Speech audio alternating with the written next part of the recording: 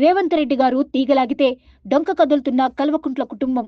Phone tapping మీద ఎక్కువగా నష్టపోయిన రేవంత్ రెడ్డి గారు సీఎం కుర్చీ మీద కూర్చున్న మరుక్షణం నుండే ఫోన్ ట్యాపింగ్ మీద సీరియస్ గా దృష్టి పెట్టడమే కాకుండా మంచి పోలీస్ అధికారులకు ఆ పని అప్పచెప్పి చాప కింద నీరులా పని చక్కబెట్టేశారు. కొందరు రేవంత్ రెడ్డి గారు మోడీతో సన్నిహితంగా ఉండడాన్ని తప్పుగా ప్రచారం చేయడమే కాదు, రాహుల్ సోనియాకు ఫిర్యాదులు చేశారు. రేవంత్ బీజేపీలోకి వెళ్తాడు అన్న ప్రచారాలు కొన్ని మీడియాలు చేశాయి. కానీ రేవంత్ వేసిన మాస్టర్ ప్లాన్ గురి తప్పలేదు. రేవంత్ మాస్టర్ ప్లాన్ ఇప్పుడు తెలుగు రాష్ట్రాల్లో అణుబాంబుగా పేలింది. రేవంత్ రెడ్డి మోడీని కోరింది ప్రభాకర్ రావును అమెరికా నుండి రప్పించడానికి సహాయం మాత్రమే. రేవంత్ రెడ్డి గారి ప్రయత్నం సఫలీకృతం కావడంతోనే ఇప్పుడు కేసీఆర్ కుటుంబం రోడ్డున పట్టం కాదు, కేసు నిర్ధారణ 90% ఇప్పటికే జరిగింది.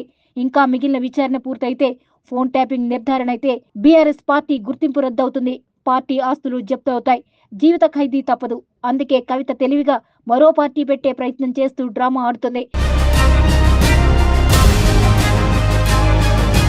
కేసీఆర్ కుటుంబం జైలుకు పోవడం, పార్టీ గుర్తింపు రద్దు చేస్తే తన పార్టీలోకి బీఆర్ఎస్ కార్యకర్తలు నాయకులను చేర్చుకోవచ్చన్న ప్లాన్ తోనే ముందుకు వెళ్తుంది.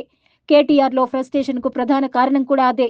పార్టీ గుర్తింపు రద్దు జరిగితే కవితకు మరో రూపంలో పార్టీ కేడర్ మీద ఆధిపత్యం సంపాదించుకుంటే తన రాజకీయ భవిష్యత్ అంధకారమవుతుంది. ఇప్పుడు రేవంత్ దెబ్బలు, రెండు పిట్టలు కల్వకుంట్ల కుటుంబం తన రాజకీయ జీవితానికి ఓటుకు నోటు ద్వారా మరణ శాసనం రాయాలి అనుకుంటే రేవంత్ రెడ్డి ఫోన్ ట్యాపింగ్ ద్వారా పార్టీ జెండా పీకేలా జీవితమంతా చిప్పగూడు తినేలా వేసిన మాస్టర్ ప్లాన్ ఇప్పుడు సక్సెస్ కాబోతోంది.